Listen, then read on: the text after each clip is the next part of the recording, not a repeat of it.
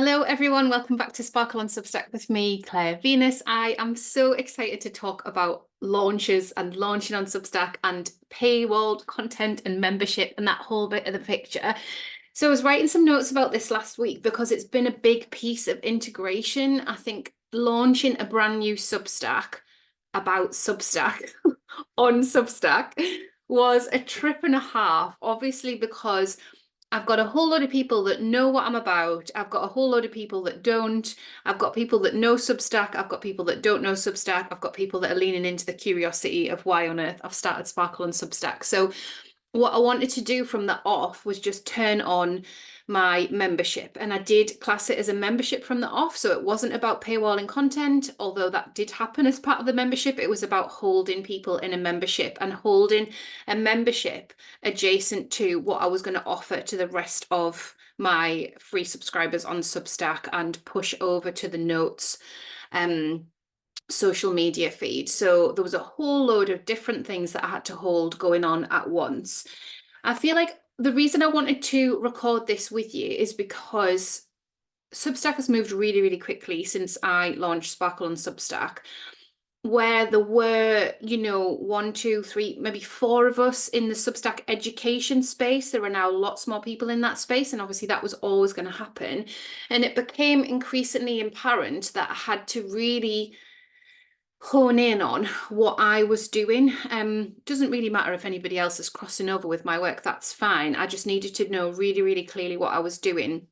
And because my practice is rooted in co-creation, it was really hard to know that before I'd co-created some stuff. So I had to just trust that my community was going to come, was going to gather, that I would know what to co-curate with them, and that I would know what was going to inform those posts and videos and bits of audio and live calls that was going to come after that. So I wanted to go all in to try and give people as much opportunity to work with me and see what I was about as possible.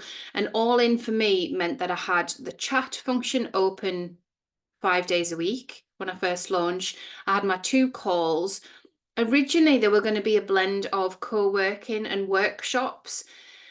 As I co-created that space, I realized that actually people do need both, but because there are beginners coming in at the same time as people who have been on Substack a little while and are looking to really drill down into what their Substack can be and grow their Substacks, it needed to appease and balance both things. So I'm trying my best to kind of keep up with that, and I think it's working pretty well. I surveyed my members last month in January, and I got some great feedback. I got some helpful feedback as well. But really, it was about holding as much space as possible for these people. I also learned from having Creatively Conscious that audio is really, really helpful for people, that people can find that a really accessible way to get to know you and to know whether they chime with what you're saying. So I was really keen to do audio. I was really keen to play around with video at that point. Video existed for me because I had the beta testing version of Substack, but then they did a huge big push to roll it all out, and people were worried that it had become a different platform, was going to come a different platform. And obviously the whole time I knew video was always there and it was always an option, and I had my kind of, thoughts about it. So I have been able to respond in real time by running this membership on Substack in a way where I have a loose schedule for the calls for a whole 6 months mapped out, but I also have flexibility in that schedule so that I can shift and change things. So one of the first things that I did, and there's a few things to talk through with you here. So one of the first things that I did was this bring a friend for free offer. The idea being that not only would it double the intake in those early weeks, I think I ran it for about a month, it would also give a person who was keen to learn more about Substack, learn more about joyful growth, have some accountability time with people, a friend to WhatsApp with, to chat with, to meet for coffee, to go and work on a Substack article together. And it worked relatively well what I would say was it probably needed like more than just a standalone post, and for the process to be easier.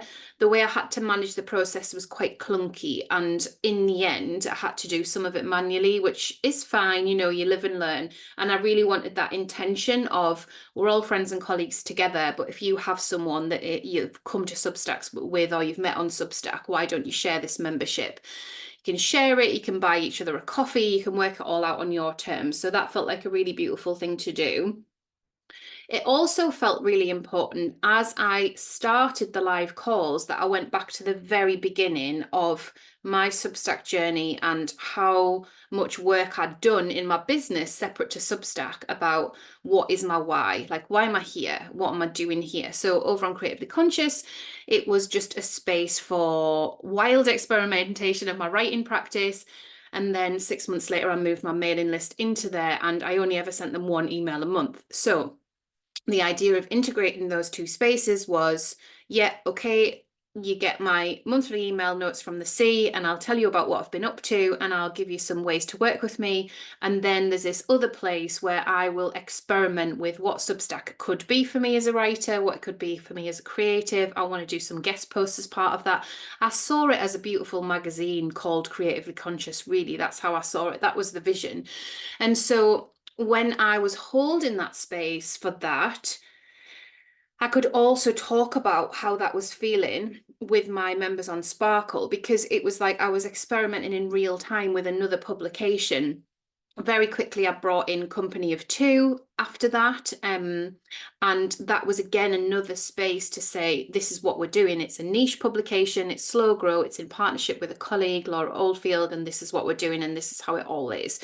So I was modeling two creative ways to approach Substack. And I was also, you know, learning about my own process with the platform, bringing lessons I'd learned from the real world, from being online in other places, from other online educators, from Substack teachers. You know, everything was just one big melting pot of experimentation, and really transparent experimentation. I wanted to hold people in figuring out what your why is, while also holding space for experimentation and not locking yourself into it. So that was really like the first class. And then we talked about cadence. You know, we're trying to throw away the heavy rule book of social media and say, how often do you want to show up? What do you want that to be like? So after sort of 4 or 5 videos with my community, I was able to see that that was a really useful bank, an online course, if you like, of going from just starting a Substack to being able to be really clear in what you were doing on Substack and what you were publishing. So that felt like a really helpful thing.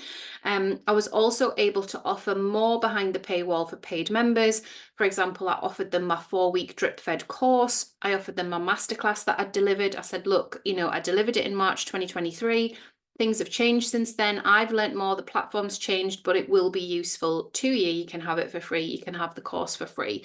I think what I've learned with online courses is, especially about the work that I do, my process and practice changes so much, as does the platforms that I'm using. So I'm really happy for people to have them, but with the proviso that the live calls are really like where we're going to get into the here and now, like the congruent Substack as it exists, as we see it now. Even the post that I did on Substack about Substack Notes, which only launched less than a year ago, is now out of date because of the way people have been shifting and changing and using notes, and because they changed the technical side of it slightly. So the idea was that new members into the Substack community could get the beautiful welcome email. They could have some visual design if they wanted to. So I designed up a template on Canva of page breaks. So I'd been giving this to my one-to-one clients anyway, because they were curious about the one that I had. So I just made that many more designs and lots more color, and that was all really fun. And then I was able to give them that in the welcome email and point them to another couple of tutorials, point them to a really popular article that I'd written over on Creatively Conscious. And they felt like they had enough information to then tip over into the membership and know where they were starting. What I started to notice was that there were other Substack writers doing these kind of flash sales, really sort of small windows of time, 24 hours, 48 hours. And I was curious about that. And I was curious about the end of the year coming up, whether I would do a January sale, whether I would do a Black Friday sale or a Colour Friday, as we like to call it, Indie Friday in the cultural sector. And I was really leading up to that end of the year point to kind of go, okay, well, if I do offer a sale or some sort of discount, then that'll be the next point to do that. So I let the Bring a Friend for Free offer expire, and I worked within the community to really understand how I was serving the community, how I was helping them. We had a brilliant time on the calls. I loved it. I offered them additional things, additional previews to podcasts, a training on Pinterest with Sophie Ingleby. There were other things that they could access, which felt really beautiful and really timely for them. And then I started experimenting with direct emails. I wanted to experiment with direct emails anyway, because I wanted to tell my community about those experiments. So I did it across both publications, and I sent the emails directly to the highly engaged subscribers. So you can find your highly engaged subscribers by using a filter around the number of stars of engagement that that person has, and it'll pull all that through for you, and then you can send them an email. It doesn't publish to your Substack website. So my language was it was a very short email. My language was very like casual, I'm just checking in. How are you today? How are you finding Substack? I've got these offers. I'm not sure whether you know about them. I've got a discount for you. And the discount was always pretty small, like I think I did like a 10% and a 20%, and that always converted people. So that direct ask, not being hidden in a paywall, not being hidden in an essay. It was really direct. It was black and white. Here's an offer. Do you want to take it up? There we go. And I didn't make those offers time sensitive in that real flash sale way. I gave people time to think about it. And then over Christmas time, I gave them a reminder. I also at the same time experimented with 7-day free trials. I turned them off Creatively Conscious, and I was really just into this experimental phase of like, if I leave it on Sparkle for 3 months, what is the conversion going to look like? So this was part of the launch plan, to give it time, to give me time to understand how that free trial impacts Substack, like you to use it. So hey, who am I to argue? We'll give it a go.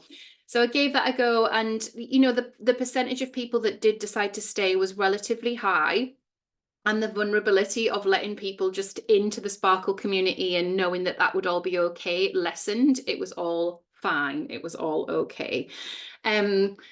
Within the sales, so the sort of end of year sales, the Black Friday sales, the Christmas time, if you've got enough time, you can have a 7-day trial, you can have a 10% off, however I worded it. And with all that going out, I did learn quite a lot, and I did keep my momentum going. So usually I would have a digital detox around Christmas, and I felt really called to do these value pieces around what I wanted to articulate about Substack at that close of the year.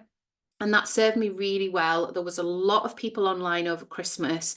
There was that whole kind of tipping point of, Christmas Day, Boxing Day, is anyone going to pipe up? A couple of brave people did. And then by the 27th, it was like, oh, we're all online. Come on, guys. We know we are. Come on, we're online. So that served me really well. Those posts did really well, and people were converting. People were curious. People had time. People were looking for things to do. So that worked really, really well for me. I had this kind of inkling that I was heading towards the 100 subscribers sort of September time. It didn't feel out of the realms of possibility. And I want you to know that when I first started Sparkle, I had no idea how this was going to go. I had no idea if people were going to trust in me and my work. I didn't know if people would have enough time, to commit, if people would feel overwhelmed by what I was offering. Like, it was a real vision of, this is what I want to offer and put out in the world, and I think it's going to work, but I had no clue. So when I was heading towards that 100 paid subscribers mark, and I was so keen on getting the bestseller check mark for social proof, I spoke with some other friends who were on that kind of train towards being, bestsellers and really curious about the Substack space. And we made coupons for each other's work. So there wasn't a ton of us that did it, but there was a few of us. And that energy felt so lovely, to have lovely supportive people come into my space on a coupon for like 30 days. It just felt a beautiful thing to do, a beautiful gift. And I was just super excited about that new energy being in there, and that felt like a real boost, and it really kept me going. So whereas 3 months sounds a long time to be in a launch window, it didn't really feel like that. It just felt like there were just new waves and momentum coming all the time, and I was just having a really, really great time. I had the boost feature switched on, so that's another thing to tell you about, another thing to mention, that it works for me. I'm really happy. I trust Substack. I'm happy for them to send emails out. If somebody is highly engaged in reading your publication and has time to do that, I don't think it's really going to turn them off if Substack and not you sends them an email. Like, it just doesn't bother me at all. I really don't mind. I have it on both of my publications. The other thing that I wanted to say to you was that as I was heading towards this sort of January cut-off, I'd said to myself, I'm going to give myself until the end of January to decide on what the price increase is going to be for Sparkle. I knew I was going to put the price up. It was either going to go up or down. When I first launched, I wanted to keep it in line with what Substack had recommended, because I felt that the space was worth it. And I know it's harder to increase. Like, it would look like it was almost doubling what some people were charging for their paid communities. But I was like, I know I can deliver it. I'm going to keep it at that. So I think it was £8.80 a year. But for £80 a year, by the time we got to January, people were getting 10 videos with over 15 hours of information, a 4-week course, a masterclass, and everything else that I could have given them, which if you could have put a price value on that, and people were paying monthly, so they could just grab all that for £8. I mean, it was just insane. I was like, I've got that. In terms of the value piece and honouring other creatives and artists in the world, I knew I had to put the prices up. And I knew that within the Substack model, I had to be careful about what I did with that. So I didn't want to put all my cards on the table about what I was thinking and what I was doing, because quite honestly, I didn't know until the last minute how much those prices were going to go up. What I wanted to do is offer people the opportunity to lock in at the current prices. And so I sent 3 emails about that, and there were quite a few unsubscribes. So those people, I would guess, were there for the free content and weren't interested in being sold to. And this was a heavy sale, right? This was a heavy, like, I am putting them up. So, don't walk on by like, this is it now. They're going up. If you want them, like, this is what to do. And so it was good to see in a way, because I don't want people that are there for the wrong reasons. I don't want people to not chime with my work. Like, my whole Stay Creative on Substack message, joyful, sustainable growth, like, that's what I'm going to be about for my entire life. I mean, I don't know if I'll be on Substack my entire life, but you see what I mean. It's like, I'm not going to falter from that. That is inherently in my values and what I want to do. So there were quite a few people came over. Like, I think there was maybe about 35 new members that joined with that sale. So that push to, do you want to lock in these prices, that really worked more than any other sale. And I think the longer that you follow people online, the more you realize what their sales language is. And so for some people, they might do a flash sale every few months, and you might start to see that as a free subscriber and be like, oh, well, I'll just get it next time, or they might have something like around a holiday or a special time of year or a birthday sale or something like that. There are so many different ways to do it. For me, I didn't really want to do that. Like, I want to keep it towards the end of the year. So I'm not saying I'll never ever do a sale. Like, I might just, spontaneously decide to do a birthday sale for my birthday in August, but I also might not. So I wanted to just go, okay, like, this is the price now. This is what we're doing. And so that worked really, really well. And I'm about to hit 250 members on Sparkle on Substack, which had been a goal since I hit 100 paid subscribers. In one way, because the next check mark is 1,000 paid subscribers, well, over 1,000, so 1,001, 1,002. That just feels so far away. But when you do the maths and you see what's possible, it also seems really possible. So within this launch container, July through to, well, where are we now? Mid-February, that's quite a long time. But the launch for me was always up to that kind of increasing the price and knowing exactly what the value was that I was offering, having enough resource behind the paywall to say, look, like, learn everything that you want to learn, and you can do that gladly. Like, I really want to hold space for you to do that in the way that you want to, but come into the community and enjoy the process, enjoy writing, enjoy organizing, enjoy playing around, enjoy learning what type of writer and what type of creative you want to be on Substack, and how that impacts your work in the wider world, because I think that's the important thing not to lose sight of. So although this is about launching and my experience with launching, this was the best launch that I've ever done in my business, because I gave myself time to experiment within the launch container, because you can do that with a subscription model. You know, if you've got a course closing, you can't really do that. You know, you've got an end date, haven't you? But subscriptions are a rolling program. So for me, my advice to you, if you're thinking about going paid, is to really give yourself time to experiment with a multiple different ways of encouraging subscribers to become paid. To give them enough notice that you're going to be turning paid on would be really helpful as well. And to give yourself time as the curator of all that to better understand what's landing with people. Putting a paywall in a post is just a wall. It is just that, you know, it's a wall to your offering. It'll turn people off. You've got to be looking at how you're talking to them in those emails that are free. And then within that, where you then direct them to a resource that might be paid or something else that might be paid.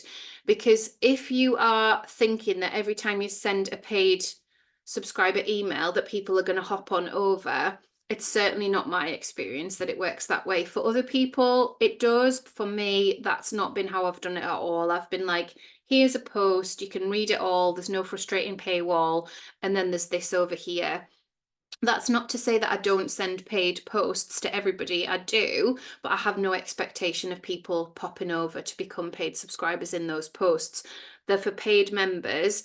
And if there's an urgency in terms of, like, we've got a call tomorrow, here's an amazing post about all of the stuff that I think about this particular topic, and we've got a call on it tomorrow, that might pop people over for sure. But I think we need to really hold our subscribers as separate, and what we deliver for them as creatives on Substack as separate to our membership spaces. The membership spaces, we should be able to be in conversation with our members relatively regularly. We should understand the temperature of that space and understand what people want from us and what people need. And the frenzy that you can see on Substack is not something that I encourage in my space. So that exists on Substack. You can go and find that, and that's all fine. But my aim is to answer people's questions enough so they don't feel like there's got to be this like huge frenzy of questions, so that there's a place for them to find the answers if they need it. That's my aim. I really love my community to work with each other as well. So I've instigated a couple of different spaces where that's been possible for them, and that goes really, really well. Whilst at the same time remembering that Substack is only ever someone's part-time side hustle, you know, and even if they've got long-term aims to build a really successful newsletter subscription or a publication subscription or a membership using Substack, that's going to take time. So holding people in that space is my absolute favorite work to do in the world. I absolutely adore it. I'm so pleased that you're all here to listen to my experiments, to hear how things have gone. I hope that this episode has been useful. I wanted to keep it super fast paced. I'm on a deadline anyway. I usually am with the school run, the kids coming back. But I also feel like intuitively it's been like a really interesting space for me to just go, there's a 3-month container. Let's see what happens within that. Let's see what happens within that 3-month container and what I feel compelled to do. Let's see what happens if I try this and I experiment with that. It's such a beautiful playground for experimentation. And if you're doing the same thing and you're not getting the results that you'd like, permission to change. You can just change it up. So to recap, lots of different things: direct email, bring a friend for free, coupons, the welcome sequence, the welcome email, and how everybody finds being in the membership and looking after them once they're in there, the 7-day trials, and then the push to the increase in prices, which was the thing that got the most people over. And I think that timing wise, you will suss out in your own publication when is the right time to do a sale, how often, and then if you wanted to put a price increase up, you know, if you wanted to increase monthly, say, or you want to increase both, you'll know what to do. I'm going to do a whole separate episode on founding members, founding memberships, and how I manage that whole bit of the picture, which is going brilliantly. I'm having a great time with that as well. But I'll leave that there for today. And again, thanks so much for watching. Thanks so much for listening. It's been a brilliant ride, and I can't wait for more of what 2024 has got to bring.